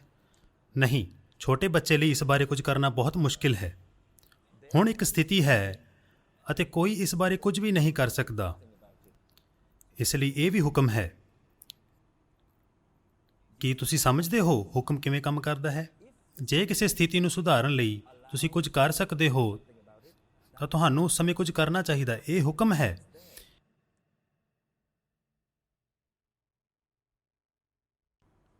ਇੱਥੇ ਇੱਕ ਬਹੁਤ ਵਧੀਆ ਉਦਾਹਰਣ ਲੈ ਸਕਦੇ ਹਾਂ ਜੋ ਮਹਾਭਾਰਤ ਦੀ ਕਹਾਣੀ ਵਿੱਚ ਆਉਂਦੀ ਹੈ। ਕੀ ਤੁਹਾਨੂੰ ਮਹਾਭਾਰਤ ਦੀ ਕਹਾਣੀ ਪਤਾ ਹੈ? ਕ੍ਰਿਸ਼ਨ ਜੀ ਸਾਰਥੀ ਹਨ ਅਤੇ ਅਰਜੁਨ ਯੋਧਾ ਹੈ ਅਤੇ ਮਹਾਭਾਰਤ ਉਹ ਹੈ ਜਿਸ ਬਾਰੇ ਅਸੀਂ ਗੀਤਾ ਵਿੱਚ ਪੜ੍ਹਦੇ ਹਾਂ। ਗੀਤਾ ਇੱਕ ਗੱਲਬਾਤ ਹੈ ਜੋ ਕ੍ਰਿਸ਼ਨ ਜੀ ਤੇ ਅਰਜੁਨ ਦੇ ਵਿੱਚ ਹੈ। ਅਰਜੁਨ ਲੜਾਈ ਦੇ ਮੈਦਾਨ ਵਿੱਚ ਖੜਾ ਹੈ ਅਤੇ ਆਪਣੇ ਗੁਰੂ ਨਾਲ ਕ੍ਰਿਸ਼ਨ ਨਾਲ ਗੱਲਬਾਤ ਕਰ ਰਿਹਾ ਹੈ। ਉਹ ਆਪਣੇ ਗੁਰੂ ਨੂੰ ਕਹਿੰਦਾ ਹੈ, ਮੈਂ ਨਹੀਂ ਜਾਣਦਾ ਕਿ ਮੈਂ ਇਹ ਲੜਾਈ ਨੂੰ ਕਿਵੇਂ ਲੜਾਂਗਾ ਕਿਉਂਕਿ ਮੈਦਾਨ ਦੇ ਦੂਜੇ ਪਾਸੇ ਦੁਸ਼ਮਣ ਦੀ ਜਗ੍ਹਾ ਮੇਰਾ ਸਾਰਾ ਪਰਿਵਾਰ ਖੜਾ ਹੈ। ਮੈਂ ਉਹਨਾਂ ਨਾਲ ਕਿਵੇਂ ਲੜਾਂਗਾ? ਮੇਰਾ ਗੁਰੂ ਦੂਸਰੇ ਪਾਸੇ ਖੜਾ ਹੈ, ਮੇਰਾ ਭਰਾ, ਮੇਰਾ ਪਰਿਵਾਰ ਦੂਸਰੇ ਪਾਸੇ ਖੜਾ ਹੈ। ਮੈਂ ਉਹਨਾਂ ਨਾਲ ਕਿਵੇਂ ਲੜਾਂ? ਕ੍ਰਿਸ਼ਨ ਜੀ ਅਰਜੁਨ ਨੂੰ ਜਵਾਬ ਦਿੰਦੇ ਹਨ, ਬ੍ਰਹਿਮੰਡ ਨੇ ਇੱਕ ਅਜਿਹੀ ਸਥਿਤੀ ਬਣਾਈ ਹੈ ਕਿ ਤੂੰ ਮੈਦਾਨ ਦੇ ਦੂਜੇ ਪਾਸੇ ਖੜਾ ਹੈ ਅਤੇ ਜੰਗ ਦੇ ਦੂਜੇ ਮੈਦਾਨ ਦੇ ਪਾਸੇ ਉਹ ਖੜੇ ਹਨ। ਉਹ ਸਿਰਫ ਉਹ ਕਰ ਸਕਦੇ ਹਨ ਜੋ ਉਹਨਾਂ ਦੀ ਕਿਸਮਤ ਵਿੱਚ ਹੈ। ਤੂੰ ਉਹੀ ਕਰ ਸਕਦਾ ਹੈ ਜੋ ਤੇਰੀ ਕਿਸਮਤ ਵਿੱਚ ਹੈ। ਤੈਨੂੰ ਆਪਣੀ ਕਿਸਮਤ ਦੇ ਅਨੁਸਾਰ ਚੱਲਣਾ ਚਾਹੀਦਾ ਹੈ। ਤੇਰੀ ਕਿਸਮਤ ਇਹ ਹੈ ਕਿ ਤੂੰ ਇੱਕ ਯੋਧਾ ਹੈ ਅਤੇ ਜੰਗ ਦੇ ਮੈਦਾਨ ਵਿੱਚ ਖੜਾ ਹੈ ਅਤੇ ਜੰਗ ਸ਼ੁਰੂ ਹੋਣ ਵਾਲੀ ਹੈ। ਇਹ ਹੁਕਮ ਹੈ। ਬ੍ਰਹਿਮੰਡ ਨੂੰ ਇਸ ਤਰੀਕੇ ਨਾਲ ਬਣਾਇਆ ਗਿਆ ਹੈ ਕਿ ਚੀਜ਼ਾਂ ਵਾਪਰਦੀਆਂ ਹਨ ਅਤੇ ਤੁਹਾਨੂੰ ਇਸ ਤਰੀਕੇ ਨਾਲ ਬਣਾਇਆ ਗਿਆ ਹੈ ਕਿ ਤੁਸੀਂ ਸਿਰਫ ਆਪਣੇ ਹਾਲਾਤਾਂ ਦੇ ਅਨੁਸਾਰ ਆਪਣਾ ਜੀਵਨ ਬਿਤਾਉਂਦੇ ਹੋ। ਤੁਸੀਂ ਜ਼ਿੰਦਗੀ ਵਿੱਚ ਵਾਪਰ ਰਹੇ ਹਾਲਾਤਾਂ ਦਾ ਨਤੀਜਾ ਹੋ। ਇਸ ਲਈ ਮੈਂ ਇਸ ਪ੍ਰਸ਼ਨ ਤੇ ਵਾਪਸ ਆਉਂਦਾ ਹਾਂ। ਜੇਕਰ ਤੁਹਾਡੇ ਨਾਲ ਦੁਰਵਿਵਹਾਰ ਹੋ ਰਿਹਾ ਹੈ ਅਤੇ ਤੁਸੀਂ ਦੁੱਖ ਭਰੀ ਸਥਿਤੀ ਵਿੱਚ ਹੋ ਅਤੇ ਤੁਹਾਡੇ ਵਿੱਚ ਕੁਝ ਕਰਨ ਦੀ ਸਮਰੱਥਾ ਹੈ ਤਾਂ ਇਹ ਤੁਹਾਡਾ ਹੁਕਮ ਹੈ। ਹੁਕਮ ਇਹ ਹੈ ਕਿ ਤੁਹਾਡੇ ਕੋਲ ਇਸ ਬਾਰੇ ਕੁਝ ਕਰਨ ਦੀ ਸਮਰੱਥਾ ਹੈ ਅਤੇ ਤੁਸੀਂ ਕੁਝ ਕਰੋ। ਜੇ ਤੁਸੀਂ ਆਪਣੀ ਨੌਕਰੀ ਤੋਂ ਦੁਖੀ ਹੋ ਅਤੇ ਤੁਹਾਡਾ ਬੌਸ ਤੁਹਾਡੇ ਨਾਲ ਬਦਸਲੂਕੀ ਕਰਦਾ ਹੈ ਅਤੇ ਤੁਹਾਡੇ ਵਿੱਚ ਨੌਕਰੀ ਛੱਡਣ ਦੀ ਸਮਰੱਥਾ ਹੈ ਤਾਂ ਤੁਹਾਨੂੰ ਨੌਕਰੀ ਛੱਡ ਦੇਣੀ ਚਾਹੀਦੀ। ਤੁਹਾਨੂੰ ਸਹਿਣ ਦੀ ਲੋੜ ਨਹੀਂ ਹੈ। ਗੁਰੂਆਂ ਨੇ ਸਾਨੂੰ ਨਾਕਾਮ ਰਹਿਣਾ ਨਹੀਂ ਸਿਖਾਇਆ। ਗੁਰੂਆਂ ਨੇ ਸਾਨੂੰ ਅਹਿੰਸਕ ਨਹੀਂ ਬਣਾਇਆ ਕਿ ਬਸ ਬੈਠ ਜਾਓ, ਜੋ ਹੋ ਰਿਹਾ ਹੈ ਉਸ ਨੂੰ ਸਹਿਣ ਕਰੋ। ਤੁਹਾਨੂੰ ਕੁਝ ਕਰਨ ਦੀ ਜ਼ਰੂਰਤ ਨਹੀਂ ਹੈ। ਮੈਂ ਤੁਹਾਨੂੰ ਮੱਛੀ ਅਤੇ ਨਦੀ ਬਾਰੇ ਇਹ ਪੂਰੀ ਉਦਾਹਰਣ ਦੱਸੀ ਹੈ, ਪਰ ਹੁਣ ਇਸ ਨੂੰ ਸਮਝਣਾ ਥੋੜ੍ਹਾ ਮੁਸ਼ਕਿਲ ਹੈ। ਇਹ ਇੰਨਾ ਸੌਖਾ ਨਹੀਂ ਹੈ। ਇਸ ਲਈ ਜ਼ਿੰਦਗੀ ਵਿੱਚ ਅਜਿਹੀਆਂ ਕੁਝ ਘਟਨਾਵਾਂ ਜੋ ਚੰਗੀਆਂ ਜਾਂ ਮਾੜੀਆਂ ਨਹੀਂ ਹੁੰਦੀਆਂ ਪਰ ਉਹ ਸਾਡੇ ਜੀਵਨ 'ਤੇ ਅਸਰ ਪਾਉਂਦੀਆਂ ਹਨ ਅਤੇ ਸਾਨੂੰ ਇਹ ਸਮਝਣਾ ਪਏਗਾ ਕਿ ਅਸੀਂ ਇਸ ਸਥਿਤੀ ਦੌਰਾਨ ਕਿਵੇਂ ਰਹਿ ਸਕਦੇ ਹਾਂ। ਇਸ ਲਈ ਸਾਨੂੰ ਸਮਝਣਾ ਪਏਗਾ ਕਿ ਜਿੱਥੇ ਸਾਡੇ ਕੋਲ ਕੁਝ ਕਰਨ ਦੀ ਸਮਰੱਥਾ ਹੈ। ਆਓ ਹੁਣ ਦੇਖੀਏ ਅਸੀਂ ਪਿਛਲੇ ਸਦਮੇ ਨਾਲ ਕਿਵੇਂ ਨਜਿੱਠ ਸਕਦੇ ਹਾਂ। ਪਿਛਲੇ ਸਮੇਂ ਵਿੱਚ ਆਈਆਂ ਮੁਸ਼ਕਲਾਂ ਨਾਲ ਅਸੀਂ ਕਿਵੇਂ ਨਜਿੱਠ ਸਕਦੇ ਹਾਂ। ਇੱਕ ਸਭ ਤੋਂ ਮਹੱਤਵਪੂਰਨ ਪ੍ਰਸ਼ਨ ਜੋ ਹਮੇਸ਼ਾ ਮੈਨੂੰ ਪੁੱਛਿਆ ਜਾਂਦਾ ਹੈ, ਮੈਂ ਅਤੀਤ ਨਹੀਂ ਛੱਡ ਸਕਦਾ। ਮੇਰੀ ਜ਼ਿੰਦਗੀ ਵਿੱਚ ਬੁਰਾ ਹੋਇਆ ਹੈ, ਮੈਂ ਅਜੇ ਉਸ ਨੂੰ ਭੁਲਾ ਨਹੀਂ ਸਕਿਆ। ਮੈਂ ਉਸ ਬਾਰੇ ਸੋਚਦਾ ਰਹਿੰਦਾ ਹਾਂ, ਮੈਂ ਰੋਂਦਾ ਰਹਿੰਦਾ ਹਾਂ। ਮੇਰੀ ਜ਼ਿੰਦਗੀ ਵਿੱਚ ਕਿਸੇ ਨੇ ਮੇਰੇ ਨਾਲ ਬੁਰਾ ਕੀਤਾ ਹੈ, ਮੈਂ ਉਸ ਨੂੰ ਮਾਫ਼ ਨਹੀਂ ਕਰ ਸਕਦਾ। ਤੁਹਾਡੇ ਵਿੱਚੋਂ ਕਿੰਨੇ ਗੁਰਬਾਣੀ ਤੋਂ ਜਾਣੂ ਹਨ? ਤੁਸੀਂ ਗੁਰਬਾਣੀ ਵਿੱਚ ਕਿੰਨੀ ਵਾਰ ਵੇਖਿਆ ਹੈ ਜਿਵੇਂ ਤੁਸੀਂ ਸਾਡੇ ਤੋਂ ਕੁਝ ਕਰਾਉਂਦੇ ਹੋ ਅਸੀਂ ਉਵੇਂ ਕਰਦੇ ਹਾਂ। ਅਸੀਂ ਕੇਵਲ ਉਸੇ ਤਰ੍ਹਾਂ ਕੰਮ ਕਰ ਸਕਦੇ ਹਾਂ ਜਿਸ ਤਰ੍ਹਾਂ ਬ੍ਰਹਿਮੰਡ ਸਾਡੇ ਤੋਂ ਕਰਾਉਂਦਾ ਹੈ। ਮੈਂ ਤੁਹਾਨੂੰ ਇਸ ਨੂੰ ਵਧੇਰੇ ਢੁਕਵੀਂ ਭਾਸ਼ਾ ਵਿੱਚ ਸਮਝਾਉਂਦਾ ਹਾਂ। ਸਾਡੇ ਸਭ ਕੋਲ ਇੱਕ ਸੌਫਟਵੇਅਰ ਹੈ ਅਤੇ ਸਾਨੂੰ ਇੱਕ ਖਾਸ ਤਰੀਕੇ ਨਾਲ ਕੰਮ ਕਰਨ ਲਈ ਪ੍ਰੋਗਰਾਮ ਕੀਤਾ ਗਿਆ ਹੈ। ਅਸੀਂ ਸਿਰਫ ਪ੍ਰੋਗਰਾਮਿੰਗ ਦੇ ਅਨੁਸਾਰ ਕੰਮ ਕਰ ਸਕਦੇ ਹਾਂ। ਇਸ ਦਾ ਕੀ ਮਤਲਬ ਹੈ? ਜਿਸ ਵਿਅਕਤੀ ਨੇ ਤੁਹਾਨੂੰ ਪਿਛਲੇ ਸਮੇਂ ਵਿੱਚ ਦੁੱਖ ਪਹੁੰਚਾਇਆ ਹੈ, ਉਹ ਸਿਰਫ ਉਸੇ ਤਰ੍ਹਾਂ ਕੰਮ ਕਰ ਰਿਹਾ ਹੈ ਜਿਸ ਤਰ੍ਹਾਂ ਉਸ ਨੂੰ ਪ੍ਰੋਗਰਾਮ ਕੀਤਾ ਗਿਆ ਸੀ। ਤੁਸੀਂ ਉਸ ਵਿਅਕਤੀ ਨੂੰ ਦੋਸ਼ ਨਹੀਂ ਦੇ ਸਕਦੇ। ਇਸੇ ਲਈ ਗੁਰਬਾਣੀ ਤੁਹਾਨੂੰ ਵਿਚਾਰ ਦੱਸਦੀ ਹੈ ਕਿ ਬ੍ਰਹਿਮੰਡ ਨੇ ਸਾਨੂੰ ਬਣਾਇਆ ਹੈ, ਉਸੇ ਤਰ੍ਹਾਂ ਅਸੀਂ ਕੰਮ ਕਰਦੇ ਹਾਂ। ਤੁਸੀਂ ਉਸ ਵਿਅਕਤੀ ਨੂੰ ਦੋਸ਼ੀ ਨਹੀਂ ਠਹਿਰਾ ਸਕਦੇ। ਅਜਿਹਾ ਕਰਨ ਦਾ ਮਤਲਬ ਹੈ ਸੌਫਟਵੇਅਰ ਨੂੰ ਦੋਸ਼ ਦੇਣਾ ਜੋ ਪਹਿਲਾਂ ਹੀ ਪ੍ਰੋਗਰਾਮ ਕੀਤਾ ਹੋਇਆ ਸੀ। ਕੀ ਤੁਸੀਂ ਸੌਫਟਵੇਅਰ ਨੂੰ ਦੋਸ਼ ਦੇ ਸਕਦੇ ਹੋ? ਤੁਹਾਡੇ ਵਿੱਚੋਂ ਸ਼ਾਇਦ ਕੁਝ ਕਹਿਣ ਨਹੀਂ, ਪਰ ਪ੍ਰੋਗਰਾਮਰ ਨੂੰ ਦੋਸ਼ ਦੇ ਸਕਦੇ ਹਾਂ। ਉਸਨੇ ਸੌਫਟਵੇਅਰ ਬਣਾਇਆ ਹੈ। ਪਰ ਇਸ ਸਥਿਤੀ ਵਿੱਚ ਉਹ ਕੋਈ ਵਿਅਕਤੀ ਨਹੀਂ ਹੈ ਜੋ ਬੱਦਲਾਂ ਵਿੱਚ ਬੈਠਾ ਹੋਇਆ ਹੈ। ਕੋਈ ਬਜ਼ੁਰਗ ਆਦਮੀ ਨਹੀਂ ਹੈ ਜਿਸ ਦੀ ਚਿੱਟੀ ਦਾੜ੍ਹੀ ਹੈ। ਗੁਰੂ ਜੀ ਕਹਿੰਦੇ ਹਨ, ਜੇ ਤੁਸੀਂ ਹੁਕਮ ਨੂੰ ਪਛਾਣ ਲੈਂਦੇ ਹੋ ਤਾਂ ਤੁਹਾਨੂੰ ਪਤਾ ਲੱਗੇਗਾ ਕਿ ਰੱਬ ਕੀ ਹੈ। ਰੱਬ ਇੱਥੇ ਹੈ, ਰੱਬ ਉੱਥੇ ਹੈ, ਰੱਬ ਸਭ ਕੁਝ ਹੈ। ਸਭ ਗੋਬਿੰਦ ਹੈ, ਸਭ ਗੋਬਿੰਦ ਹੈ, ਗੋਬਿੰਦ ਬਿਨ ਨਹੀਂ ਕੋਈ। ਸਭ ਕੁਝ ਰੱਬ ਹੈ। ਹੁਣ ਤੁਸੀਂ ਕਿਸ ਨੂੰ ਦੋਸ਼ ਦਿਓਗੇ? ਕਿਉਂਕਿ ਉਹ ਵਿਅਕਤੀ ਜਿਸ ਨੇ ਤੁਹਾਨੂੰ ਦੁਖੀ ਕੀਤਾ ਹੈ ਉਹ ਵੀ ਰੱਬ ਹੈ। ਪਰ ਕੀ ਤੁਸੀਂ ਜਾਣਦੇ ਹੋ, ਜੋ ਵਿਅਕਤੀ ਦੁਖੀ ਹੋ ਰਿਹਾ ਹੈ ਉਹ ਵੀ ਰੱਬ ਹੈ। ਸਭ ਗੋਬਿੰਦ ਹੈ। ਕੌਣ ਕਿਸ ਨੂੰ ਦੋਸ਼ ਦੇ ਰਿਹਾ ਹੈ? ਰੱਬ ਰੱਬ ਨੂੰ ਦੋਸ਼ ਦੇ ਰਿਹਾ ਹੈ। ਫਿਰ ਅਸੀਂ ਉਹਨਾਂ ਲੋਕਾਂ ਨਾਲ ਕੀ ਕਰਾਂਗੇ ਜਿਨ੍ਹਾਂ ਨੇ ਸਾਨੂੰ ਪਿਛਲੇ ਸਮੇਂ ਦੌਰਾਨ ਦੁੱਖ ਦਿੱਤੇ ਅਤੇ ਅਸੀਂ ਉਸ ਸਦਮੇ ਤੋਂ ਕਿਵੇਂ ਬਾਹਰ ਆਈਏ? ਸਭ ਤੋਂ ਮਹੱਤਵਪੂਰਨ ਗੱਲ ਹੈ, ਅਸੀਂ ਆਪਣੀ ਪਿਛਲੀਆਂ ਗਲਤੀਆਂ ਲਈ ਜ਼ਿੰਮੇਵਾਰ ਠਹਿਰਾਉਣਾ ਕਿਵੇਂ ਬੰਦ ਕਰੀਏ। ਇਹ ਸਭ ਤੁਸੀਂ ਗੁਰੂ ਦੇ ਉਪਦੇਸ਼ ਨੂੰ ਮੰਨ ਕੇ ਰੋਕ ਸਕਦੇ ਹੋ ਕਿ ਤੁਸੀਂ ਕੁਝ ਕੀਤਾ ਹੈ ਅਤੇ ਉਹ ਤੁਸੀਂ ਆਪ ਨਹੀਂ ਕੀਤਾ। ਸਾਧ ਸੰਗਤ ਜੀ, ਸਾਡੇ ਕੋਲ ਬੋਲਣ ਦੀ ਸ਼ਕਤੀ ਵੀ ਨਹੀਂ ਹੈ। ਕੰਮ ਕਰਨ ਦੀ ਤਾਕਤ ਤਾਂ ਬਹੁਤ ਦੂਰ ਹੈ। ਆਖਣ ਜੋਰ, ਚੁਪੈ ਨਹਿ ਜੋਰ। ਜੋਰ ਨਾ ਮੰਗਣ, ਦੇ ਨਾ ਜੋਰ। ਜੋਰ ਨਾ ਜੀਵਨ, ਮਰਨ ਨਾ ਜੋਰ। ਜੋਰ ਨਾ ਰਾਜ, ਮਾਲ ਮਨ ਸੋਰ। ਮਨ ਵਿੱਚ ਇੱਕ ਆਵਾਜ਼ ਚੱਲ ਰਹੀ ਹੈ ਜੋ ਤੁਹਾਨੂੰ ਯਕੀਨ ਦਿਵਾਉਂਦੀ ਹੈ ਕਿ ਤੁਹਾਡੇ ਕੋਲ ਕੋਈ ਸ਼ਕਤੀ ਹੈ, ਪਰ ਇਹ ਸਿਰਫ ਮਨ ਦਾ ਸ਼ੋਰ ਹੈ। ਇਹ ਸਿਰਫ ਮਨ ਦਾ ਰੌਲਾ ਹੈ। ਪਰ ਅਸਲੀਅਤ ਇਹ ਹੈ, ਮੇਰੇ ਕੋਲ ਸਟੇਜ 'ਤੇ ਬੈਠਣ ਦੀ ਤਾਕਤ ਨਹੀਂ ਹੈ ਜਿਵੇਂ ਮੈਂ ਬੈਠਾ ਹਾਂ, ਅਤੇ ਤੁਹਾਡੇ ਕੋਲ ਇਸ ਤਰ੍ਹਾਂ ਬੈਠਣ ਦੀ ਸ਼ਕਤੀ ਨਹੀਂ ਹੈ। ਮੈਂ ਆਪਣੇ ਆਪ ਨੂੰ ਇੱਥੇ ਨਹੀਂ ਬਿਠਾਇਆ, ਤੁਸੀਂ ਆਪਣੇ ਆਪ ਨੂੰ ਉੱਥੇ ਨਹੀਂ ਬਿਠਾਇਆ। ਕਿਉਂਕਿ ਹਕੀਕਤ ਇਹ ਹੈ, ਨਦੀ ਵਿੱਚ ਕੋਈ ਮੱਛੀ ਨਹੀਂ ਹੈ, ਸਿਰਫ ਨਦੀ ਹੀ ਹੈ। ਇਹ ਨਦੀ ਹੀ ਹੈ, ਇਹ ਵੀ ਨਦੀ ਹੈ।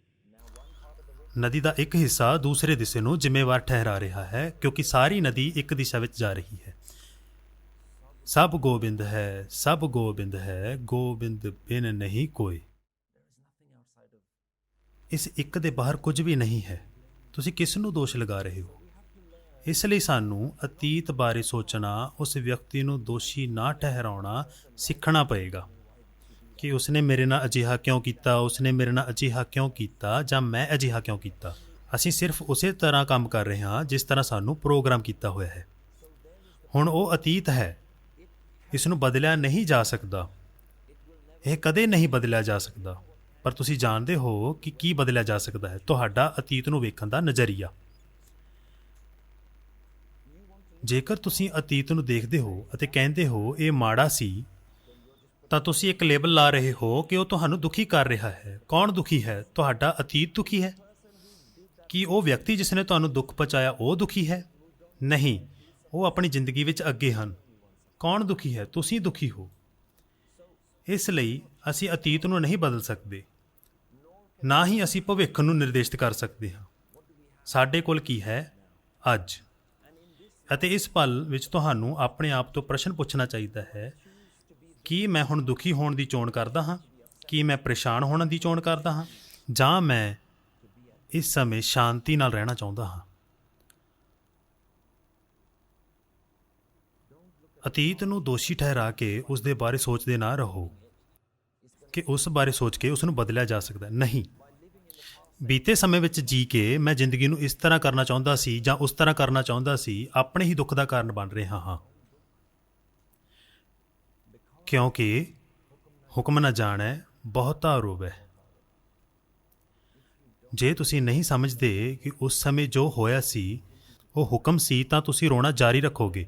ਤੁਸੀਂ ਰੋਏ ਸੀ ਤੇ ਤੁਸੀਂ ਰੋ ਰਹੇ ਹੋ। ਤੁਸੀਂ ਭਵਿੱਖ ਵਿੱਚ ਵੀ ਰੋਵੋਗੇ। ਜਿਨੀ ਪਛਾਤਾ ਹੁਕਮ ਤਿਨ ਕਦੇ ਨਾ ਰੋਵਣਾ। ਉਹ ਜਿਹੜਾ ਇਸ ਗੱਲ ਨੂੰ ਸਮਝ ਲੈਂਦਾ ਹੈ ਕਿ ਉਸ ਨੂੰ ਇੰਜ ਪ੍ਰੋਗਰਾਮ ਕੀਤਾ ਹੈ, ਮੈਨੂੰ ਇਸ ਤਰੀਕੇ ਨਾਲ ਪ੍ਰੋਗਰਾਮ ਕੀਤਾ ਗਿਆ ਹੈ, ਮੈਂ ਸਿਰਫ ਉਹੀ ਕੀਤਾ ਹੈ ਜਿਸ ਤਰ੍ਹਾਂ ਮੈਨੂੰ ਪ੍ਰੋਗਰਾਮ ਕੀਤਾ ਗਿਆ ਸੀ। ਫਿਰ ਤੁਸੀਂ ਸਮਝਣਾ ਸ਼ੁਰੂ ਕਰਦੇ ਹੋ ਤੁਹਾਡਾ ਕਿਸੇ ਵੀ ਚੀਜ਼ 'ਤੇ ਨਿਯੰਤਰਣ ਨਹੀਂ ਹੈ। ਇਸ ਦਾ ਮਤਲਬ ਇਹ ਨਹੀਂ ਕਿ ਤੁਸੀਂ ਬਸ ਹਾਰ ਮੰਨ ਲਵੋ।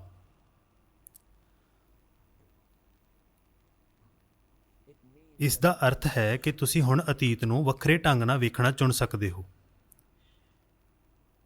ਇਸ ਬਾਰੇ ਸੋਚੋ। ਤੁਹਾਨੂੰ ਉਸ ਗਲਤੀ ਦਾ ਪਤਾ ਹੈ ਜੋ ਤੁਹਾਡੇ ਤੋਂ ਅਤੀਤ ਵਿੱਚ ਹੋਈ ਸੀ। ਤੁਸੀਂ ਉਹ ਦਰਦ ਜਾਣਦੇ ਹੋ ਜੋ ਤੁਸੀਂ ਅਤੀਤ ਵਿੱਚ ਮਹਿਸੂਸ ਕੀਤਾ ਹੈ। ਮੈਂ ਇਹ ਵਿਸ਼ਵਾਸ ਨਾਲ ਕਹਿ ਸਕਦਾ ਹਾਂ ਕਿ ਤੁਸੀਂ ਦੁਬਾਰਾ ਉਹ ਗਲਤੀ ਨਹੀਂ ਕਰੋਗੇ। ਕੀ ਤੁਸੀਂ ਕਰੋਗੇ? ਤੁਸੀਂ ਕਹੋਗੇ ਨਹੀਂ, ਮੈਂ ਫਿਰ ਇਹ ਗਲਤੀ ਨਹੀਂ ਕਰਾਂਗਾ। ਤੁਸੀਂ ਦੁਬਾਰਾ ਇਹ ਗਲਤੀ ਕਿਉਂ ਨਹੀਂ ਕਰੋਗੇ? ਕਿਉਂਕਿ ਉਹ ਘਟਨਾ ਤੁਹਾਡੇ ਨਾਲ ਵਾਪਰ ਚੁੱਕੀ ਹੈ।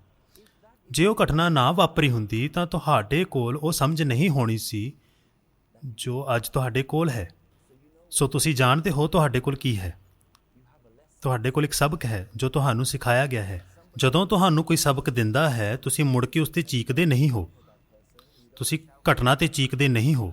ਤੁਸੀਂ ਮੁੜਦੇ ਹੋ ਅਤੇ ਨਮਸਕਾਰ ਕਰਦੇ ਹੋ ਅਤੇ ਕਹਿੰਦੇ ਹੋ ਧੰਨਵਾਦ, ਕਿਉਂਕਿ ਜੇ ਤੁਸੀਂ ਮੇਰੇ ਨਾਲ ਇਹ ਨਾ ਕਰਦੇ ਤਾਂ ਮੈਂ ਸਬਕ ਨਾ ਸਿੱਖਿਆ ਹੁੰਦਾ। ਤੁਸੀਂ ਦੇਖੋ ਹੁਣ ਤੁਸੀਂ ਕੀ ਕੀਤਾ ਹੈ। ਤੁਸੀਂ ਪਹਿਲਾਂ ਵੀ ਇਹੀ ਘਟਨਾ ਨੂੰ ਲਿਆ ਸੀ। ਇਸ ਤੋਂ ਪਹਿਲਾਂ ਸੋਚ ਰਹੇ ਸੀ ਮੈਂ ਸਿਰਫ ਦੁੱਖ ਨੂੰ ਦੇਖ ਰਿਹਾ ਹਾਂ ਜੋ ਤੁਸੀਂ ਮੈਨੂੰ ਦਿੱਤਾ ਹੈ। ਹੁਣ ਸੋਚ ਰਹੇ ਹੋ ਅਤੇ ਕਹਿੰਦੇ ਹੋ ਕਿ ਸਬਕਾਂ ਨੂੰ ਵੇਖ ਰਿਹਾ ਹਾਂ ਜੋ ਤੁਸੀਂ ਮੈਨੂੰ ਦਿੱਤੇ ਹਨ। ਮੈਂ ਉਸ ਨੂੰ ਨਕਾਰਾਤਮਕ ਢੰਗ ਨਾਲ ਵੇਖਣ ਦੀ ਬਜਾਏ ਸਕਾਰਾਤਮਕ ਢੰਗ ਨਾਲ ਵੇਖਣ ਦੀ ਚੋਣ ਕਰ ਰਿਹਾ ਹਾਂ। ਇਸ ਲਈ ਹੁਕਮ ਨੂੰ ਮੰਨਣਾ ਸੌਖਾ ਨਹੀਂ ਹੈ। ਕੋਈ ਨਹੀਂ ਕਹਿ ਰਿਹਾ ਕਿ ਇਹ ਆਸਾਨ ਹੈ। ਕੋਈ ਨਹੀਂ ਕਹਿ ਰਿਹਾ ਕਿ ਇਹ ਸਮਝ ਲਾਗੂ ਕਰਨਾ ਆਸਾਨ ਹੈ। ਪਰ ਇਸ ਸਭ ਦਾ ਮੂਲ ਇਹ ਹੈ ਕਿ ਤੁਹਾਨੂੰ ਆਪਣੇ ਆਪ ਵਿੱਚੋਂ ਬਾਹਰ ਕੱਢਣਾ ਹੋਵੇਗਾ। ਉਸਨੇ ਅਜਿਹਾ ਕਿਉਂ ਕੀਤਾ? ਉਸਨੇ ਅਜਿਹਾ ਕਿਉਂ ਕੀਤਾ? ਇਹ ਕਿਉਂ ਕੀਤਾ? ਇਹ ਸਭ ਮੇਰੇ ਬਾਰੇ ਹੈ, ਇੱਕ ਵਿਅਕਤੀ ਬਾਰੇ ਹੈ, ਹਉਮੈ। ਅਤੇ ਗੁਰੂ ਨਾਨਕ ਦੇਵ ਜੀ ਕਹਿ ਰਹੇ ਹਨ, ਨਾਨਕ ਹੁਕਮੈ ਜੇ ਬੁਝੈ ਤਾਂ ਹਉਮੈ ਕਹੈ ਨਾ ਕੋਈ। ਤੁਸੀਂ ਆਪਣੇ ਆਪ ਨੂੰ ਕਿਵੇਂ ਦੋਸ਼ੀ ਠਹਿਰਾ ਸਕਦੇ ਹੋ? ਤੁਸੀਂ ਆਪਣੇ ਆਪ ਨੂੰ ਦੋਸ਼ੀ ਠਹਿਰਾ ਸਕਦੇ ਹੋ ਜੇ ਤੁਸੀਂ ਸੋਚਦੇ ਹੋ ਕਿ ਸਭ ਤੁਹਾਡੇ ਨਿਯੰਤਰਣ ਵਿੱਚ ਸੀ। ਜਦੋਂ ਤੁਸੀਂ ਸਮਝ ਲੈਂਦੇ ਹੋ ਕਿ ਤੁਹਾਨੂੰ ਪਤਾ ਲੱਗ ਜਾਂਦਾ ਹੈ ਤੁਹਾਡੇ ਨਿਯੰਤਰਣ ਵਿੱਚ ਕੁਝ ਵੀ ਨਹੀਂ। ਬ੍ਰਹਿਮੰਡ ਨੇ ਤੁਹਾਨੂੰ ਇਸ ਤਰੀਕੇ ਨਾਲ ਬਣਾਇਆ ਹੈ। ਇਸ ਲਈ ਇਸ ਹੁਕਮ ਨੂੰ ਹਰ ਸਮੇਂ ਸਮਝਣਾ ਚਾਹੀਦਾ ਹੈ ਅਤੇ ਜ਼ਿੰਦਗੀ ਦੀਆਂ ਸਭ ਤੋਂ ਛੋਟੀ ਸਥਿਤੀਆਂ 'ਤੇ ਵੀ ਲਾਗੂ ਹੁੰਦਾ ਹੈ। ਜਿਵੇਂ ਕਿ ਜਦੋਂ ਤੁਸੀਂ ਆਪਣੀ ਰਸੋਈ ਵਿੱਚ ਹੋ, ਤੁਹਾਡੇ ਤੋਂ ਪਲੇਟ ਡਿੱਗ ਜਾਂਦੀ ਹੈ, ਪਲੇਟ ਟੁੱਟ ਜਾਂਦੀ ਹੈ, ਇਹ ਵੀ ਹੁਕਮ ਹੈ। ਅਤੇ ਜ਼ਿੰਦਗੀ ਦੀਆਂ ਸਭ ਤੋਂ ਵੱਡੀਆਂ ਮੁਸੀਬਤਾਂ, ਸੰਸਾਰ ਵਿੱਚ ਸਭ ਤੋਂ ਵੱਡੀਆਂ ਤਬਾਹੀਆਂ, ਮਨੁੱਖ ਦੁਆਰਾ ਹੋਈਆਂ ਸਭ ਤੋਂ ਵੱਡੀਆਂ ਤਬਾਹੀਆਂ ਵਿੱਚ ਵੀ ਹੁਕਮ ਲਾਗੂ ਹੁੰਦਾ ਹੈ। ਹੁਕਮੈ ਅੰਦਰ ਸਭ ਕੋ, ਬਾਹਰ ਹੁਕਮ ਨਾ ਕੋਈ। ਤਾਂ ਇਸ ਹੁਕਮ ਨੂੰ ਕਿਸ ਤਰ੍ਹਾਂ ਸਮਝਣਾ ਹੈ? ਤੁਹਾਨੂੰ ਇਸ ਹੁਕਮ ਨੂੰ ਸਮਰਪਣ ਕਰਨਾ ਸਿੱਖਣਾ ਪਏਗਾ। ਜਦੋਂ ਤੁਸੀਂ ਸਮਝ ਜਾਂਦੇ ਹੋ ਨਦੀ ਤੁਹਾਡੇ ਨਿਯੰਤਰਣ ਤੋਂ ਪਰੇ ਹੈ, ਤੁਸੀਂ ਅੱਗੇ ਝੁਕਦੇ ਹੋ ਅਤੇ ਕਹਿੰਦੇ ਹੋ ਠੀਕ ਹੈ, ਮੈਂ ਸਵੀਕਾਰ ਕਰਦਾ ਹਾਂ। ਮੈਂ ਉਸ ਤਰੀਕੇ ਨੂੰ ਸਵੀਕਾਰ ਕਰਦਾ ਹਾਂ ਜਿਸ ਤਰੀਕੇ ਨਾਲ ਨਦੀ ਵਹਿ ਰਹੀ ਹੈ। ਮੈਂ ਇਸ ਭੁਲੇਖੇ ਨੂੰ ਛੱਡਦਾ ਹਾਂ ਕਿ ਇਸ 'ਤੇ ਮੇਰਾ ਨਿਯੰਤਰਣ ਹੈ। ਤਾਂ ਤੁਸੀਂ ਕੀ ਕੀਤਾ? ਮੈਂ ਨੂੰ, ਹਉਮੈ ਨੂੰ ਬਾਹਰ ਕੱਢ ਦਿੱਤਾ ਹੈ। ਮੈਂ ਸਭ ਕੁਝ ਨਿਯੰਤਰਣ ਕਰ ਰਿਹਾ ਹਾਂ। ਇਹ ਮੈਂ ਨੂੰ ਹਉਮੈ ਕਿਹਾ ਜਾਂਦਾ ਹੈ। ਮੈਂ ਨਿਯੰਤਰਣ ਕਰ ਰਿਹਾ ਹਾਂ। ਤੁਹਾਨੂੰ ਪਤਾ ਹੈ ਕਿ ਗੁਰੂ ਗ੍ਰੰਥ ਸਾਹਿਬ ਵਿੱਚ ਹਉਮੈ ਦਾ ਜ਼ਿਕਰ ਸਭ ਤੋਂ ਪਹਿਲਾਂ ਕਿੱਥੇ ਹੋਇਆ ਹੈ? ਇਸ ਪੰਕਤੀ ਵਿੱਚ, ਨਾਨਕ ਹੁਕਮੈ ਜੇ ਬੁਝੈ ਤਾਂ ਹਉਮੈ ਕਹੈ ਨਾ ਕੋਈ। ਇਸ ਦਾ ਭਾਵ ਹੈ ਹਉਮੈ ਦੇ ਉਲਟ ਹੁਕਮ ਹੈ। ਜੇ ਤੁਸੀਂ ਹੁਕਮ ਨੂੰ ਸਮਝ ਲੈਂਦੇ ਹੋ ਤਾਂ ਤੁਸੀਂ ਹਉਮੈ ਦੀ ਗੱਲ ਨਹੀਂ ਕਰੋਗੇ। ਜੇ ਤੁਸੀਂ ਹੁਕਮ ਨੂੰ ਨਹੀਂ ਸਮਝਦੇ ਤਾਂ ਤੁਸੀਂ ਹਉਮੈ ਵਿੱਚ ਬੋਲੋਗੇ। ਜੇ ਮੇਰੇ ਵਿੱਚ ਹਉਮੈ ਮੌਜੂਦ ਹੈ ਤਾਂ ਮੈਂ ਨਿਯੰਤਰਣ ਕਰ ਰਿਹਾ ਹਾਂ, ਮੈਂ ਨਹੀਂ ਚਾਹੁੰਦਾ ਕਿ ਬ੍ਰਹਿਮੰਡ ਇਸ ਤਰ੍ਹਾਂ ਚੱਲੇ, ਤਾਂ ਮੈਂ ਹਉਮੈ ਵਿੱਚ ਹਾਂ ਅਤੇ ਮੈਨੂੰ ਕੋਈ ਸਮਝ ਨਹੀਂ ਹੈ ਕਿ ਇਹ ਸਭ ਇੱਕ ਵੱਡੀ ਖੇਡ ਦਾ ਹਿੱਸਾ ਹੈ। ਇਸ ਦਾ ਤੁਹਾਡੇ ਮੇਰੇ ਨਾਲ ਕੋਈ ਸੰਬੰਧ ਨਹੀਂ। ਭਾਵੇਂ ਨਦੀ ਵਿੱਚ ਕੋਈ ਮੱਛੀ ਨਾ ਹੋਵੇ ਤੇ ਤਾਂ ਵੀ ਨਦੀ ਉਸੇ ਦਿਸ਼ਾ ਵਿੱਚ ਹੀ ਵਗਦੀ ਰਹਿੰਦੀ ਹੈ। ਬ੍ਰਹਿਮੰਡ ਸਾਡੀ ਉਡੀਕ ਨਹੀਂ ਕਰ ਰਿਹਾ, ਸਾਡੇ ਇੰਤਜ਼ਾਰ ਵਿੱਚ ਨਹੀਂ ਹੈ। ਬ੍ਰਹਿਮੰਡ ਨੂੰ ਅਸੀਂ ਕੁਝ ਕਰਨ ਲਈ ਨਿਰਦੇਸ਼ਿਤ ਕਰੀ, ਉਸਨੇ ਉਹੀ ਕਰਨਾ ਹੈ ਜੋ ਉਹ ਕਰ ਰਿਹਾ ਹੈ। ਪਰ ਇਹ ਸਬਕ ਸਿੱਖਣਾ ਬਹੁਤ ਮੁਸ਼ਕਿਲ ਹੈ। ਇਹੀ ਕਾਰਨ ਹੈ ਗੁਰੂ ਨਾਨਕ ਦੇਵ ਜੀ ਇਸ ਨੂੰ ਪਾਠ ਦੇ ਆਰੰਭ ਵਿੱਚ ਰੱਖਿਆ ਹੈ। ਗੁਰੂ ਗ੍ਰੰਥ ਸਾਹਿਬ ਜੀ ਦੀ ਬਾਕੀ ਬਾਣੀ ਤੋਂ ਪਹਿਲਾਂ ਗੁਰੂ ਨਾਨਕ ਦੇਵ ਜੀ ਸਾਡੇ ਲਈ ਪਹਿਲਾ ਉਪਦੇਸ਼ ਹੈ। ਉਹ ਕਹਿੰਦੇ ਹਨ ਕਿ ਇਸ ਨੂੰ ਸਮਝਣਾ ਪਏਗਾ ਅਤੇ ਇਹ ਮਹੱਤਵਪੂਰਨ ਹੈ। ਇਹ ਉਸ ਤਰ੍ਹਾਂ ਹੈ ਜਿਵੇਂ ਅਧਿਆਪਕ ਕਲਾਸ ਵਿੱਚ ਆਉਂਦਾ ਹੈ ਤੇ ਕਹਿੰਦਾ ਹੈ, ਕਲਾਸ ਇਸ ਸਾਲ ਅਸੀਂ ਇਸ ਵਿਸ਼ੇ ਦਾ ਅਧਿਐਨ ਕਰਾਂਗੇ। ਇਸ ਸਾਲ ਜੋ ਅਸੀਂ ਪੜ੍ਹਾਂਗੇ ਉਹ ਇਸ ਵਿਸ਼ੇ ਨਾਲ ਸੰਬੰਧਿਤ ਹੋਵੇਗਾ। ਪਾਠ ਦੇ ਸ਼ੁਰੂ ਵਿੱਚ ਤੁਸੀਂ ਇਸ ਵਿਸ਼ੇ ਨੂੰ ਨਹੀਂ ਸਮਝਦੇ, ਪਰ ਜਿੰਨਾ ਜ਼ਿਆਦਾ ਤੁਸੀਂ ਗੁਰਬਾਣੀ ਪੜ੍ਹਦੇ ਹੋ, ਗੁਰੂ ਦੁਆਰਾ ਉਪਦੇਸ਼ਾਂ ਦੀ ਓਨੀ ਸਮਝ ਆਉਂਦੀ ਹੈ। ਤੁਸੀਂ ਸਮਝਣਾ ਸ਼ੁਰੂ ਕਰ ਦਿੰਦੇ ਹੋ, ਠੀਕ ਹੈ, ਮੈਂ ਇਸ ਪਾਠ ਬਾਰੇ ਜ਼ਿਆਦਾ ਸਮਝਣ ਲੱਗ ਪਿਆ ਹਾਂ, ਹੁਕਮ ਕੀ ਹੈ। ਪਰ ਅਸੀਂ ਉਹ ਨਹੀਂ ਚਾਹੁੰਦੇ ਕਿ ਅਸੀਂ ਚਾਹੁੰਦੇ ਹਾਂ, ਅਸੀਂ ਆਪਣੇ ਆਪ ਨੂੰ ਛੱਡਣਾ ਨਹੀਂ ਚਾਹੁੰਦੇ, ਅਸੀਂ ਆਪਣੀ ਹਉਮੈ ਨਹੀਂ ਛੱਡਣਾ ਚਾਹੁੰਦੇ। ਹਰ ਕੋਈ ਵਿਲੱਖਣ ਦਿਸਣਾ ਚਾਹੁੰਦਾ ਹੈ, ਹਰ ਕੋਈ ਵਿਅਕਤੀਗਤ ਬਣਨਾ ਚਾਹੁੰਦਾ ਹੈ, ਕੋਈ ਵੀ ਵੱਡੀ ਤਸਵੀਰ ਦੇ ਹਿੱਸੇ ਵਜੋਂ ਨਹੀਂ ਰਹਿਣਾ ਚਾਹੁੰਦਾ। ਇਸ ਨੂੰ ਹਉਮੈ ਕਿਹਾ ਜਾਂਦਾ ਹੈ। ਮੈਂ ਮਹੱਤਵਪੂਰਨ ਹਾਂ, ਤੁਸੀਂ ਮੇਰੀ ਗੱਲ ਸੁਣੋ। ਇਹ ਹੀ ਅਸੀਂ ਬ੍ਰਹਿਮੰਡ ਨੂੰ ਕਹਿ ਰਹੇ ਹਾਂ, ਮੇਰੀ ਗੱਲ ਸੁਣੋ। ਤੁਹਾਡਾ ਕੀ ਮਤਲਬ ਤੁਸੀਂ ਮੇਰੀ ਗੱਲ ਨਹੀਂ ਸੁਣੋਗੇ? ਮੈਂ ਇੱਥੇ ਆਇਆ ਹਾਂ, 5 ਮਿੰਟ ਖੜ੍ਹਾ ਹਾਂ, ਅਰਦਾਸ ਕੀਤੀ ਹੈ, ਹੁਣ ਤੁਹਾਨੂੰ ਮੇਰੀ ਗੱਲ ਸੁਣਨੀ ਹੀ ਪਏਗੀ। ਤੁਸੀਂ 5 ਮਿੰਟਾਂ ਲਈ ਇੱਕ ਅਰਦਾਸ ਕਰਦੇ ਹੋ ਜਾਂ ਤੁਸੀਂ ਸਾਹਮਣੇ ਕਿਸੇ ਹੋਰ ਨੂੰ ਅਰਦਾਸ ਕਰਨ ਲਈ ਕਹਿੰਦੇ ਹੋ, ਬਸ ਮੇਰੇ ਲਈ ਇੱਕ ਲਾਈਨ ਪੜ੍ਹੋ ਅਤੇ ਸੋਚਦੇ ਹੋ ਸਾਰਾ ਬ੍ਰਹਿਮੰਡ ਇਸ ਦਿਸ਼ਾ ਵਿੱਚ ਚੱਲਣਾ ਚਾਹੀਦਾ ਹੈ ਕਿਉਂਕਿ ਮੈਂ ਅਜਿਹਾ ਕੀਤਾ ਹੈ। ਅਸੀਂ ਕੀ ਸੋਚਦੇ ਹਾਂ? ਅਸੀਂ ਕੀ ਕਰ ਰਹੇ ਹਾਂ? ਹੁਕਮ ਤੁਹਾਡੇ ਅਤੇ ਮੇਰੇ ਨਾਲੋਂ ਕਿਤੇ ਵੱਡਾ ਹੈ। ਇਸ ਲਈ ਸਾਨੂੰ ਆਪਣੀਆਂ ਇੱਛਾਵਾਂ ਨੂੰ ਤਿਆਗਣਾ ਪਏਗਾ, ਸਾਨੂੰ ਆਪਣੀ ਸਵੈ ਮਹੱਤਤਾ ਨੂੰ ਛੱਡਣਾ ਪਏਗਾ। ਕੀ ਤੁਸੀਂ ਜਾਣਦੇ ਹੋ ਸਭ ਤੋਂ ਵੱਡਾ ਹੁਕਮ ਕੀ ਹੈ, ਜਿਸ ਦਾ ਸਾਹਮਣਾ ਕਰਨ ਲਈ ਅਸੀਂ ਤਿਆਰ ਨਹੀਂ ਹਾਂ? ਉਹ ਇਹ ਹੈ ਕਿ ਅਸੀਂ ਮਰਨ ਜਾ ਰਹੇ ਹਾਂ। ਸਾਡੇ ਵਿੱਚੋਂ ਕਿੰਨੇ ਜਾਣੇ ਇਸ ਕਮਰੇ ਵਿੱਚ ਹਨ ਜੋ ਮਰਨ ਲਈ ਖੁਸ਼ ਹਨ? ਕੌਣ ਖੁਸ਼ ਹੈ? ਚਲੋ ਮੈਂ ਤਿਆਰ ਹਾਂ। ਪਰ ਗੁਰੂ ਜੀ ਸਾਨੂੰ ਕੀ ਸਿਖਾਉਂਦੇ ਹਨ? ਜਬ ਆਵ ਕੀ ਔਦ ਨਿਧਾਨ ਬਣੈ ਅਤਿ ਹੀਰਾ ਨ ਮੈਂ ਤਬ ਜੂਝ ਮਰੋ। ਮੇਰੀ ਜ਼ਿੰਦਗੀ ਦੇ ਮੈਦਾਨ ਵਿੱਚ ਮਰਨ ਦਾ ਸਮਾਂ ਆਏਗਾ, ਮੈਨੂੰ ਖੁਸ਼ੀ ਨਾਲ ਮਰਨਾ ਚਾਹੀਦਾ ਹੈ। ਇਹ ਕੇਵਲ ਗੁਰੂ ਗੋਬਿੰਦ ਸਿੰਘ ਜੀ ਦੀ ਵਿਚਾਰਧਾਰਾ ਨਹੀਂ ਹੈ। ਗੁਰੂ ਅਰਜਨ ਦੇਵ ਜੀ ਕਹਿੰਦੇ ਹਨ, ਪਹਿਲਾ ਮਰਨ ਕਬੂਲ, ਜੀਵਨ ਕੀ ਛੱਡ ਆਸ। ਜੇ ਤੁਸੀਂ ਸਮਝਣਾ ਚਾਹੁੰਦੇ ਹੋ ਕਿ ਗੁਰਬਾਣੀ ਕੀ ਕਹਿ ਰਹੀ ਹੈ ਤਾਂ ਸਭ ਤੋਂ ਪਹਿਲਾਂ ਆਪਣੇ ਆਪ ਨੂੰ ਤਿਆਗਣਾ ਪਵੇਗਾ। ਇਸ ਹੁਕਮ ਨੂੰ ਮੰਨਣ ਨੂੰ ਕੌਣ ਤਿਆਰ ਹੈ? ਕੌਣ ਇਹ ਕਹਿ ਰਿਹਾ ਹੈ ਕਿ ਮੈਂ ਤਿਆਰ ਹਾਂ, ਮੈਂ ਸਹਿਮਤ ਹਾਂ, ਮੌਤ ਆ ਰਹੀ ਹੈ, ਆਉਣ ਦਿਓ।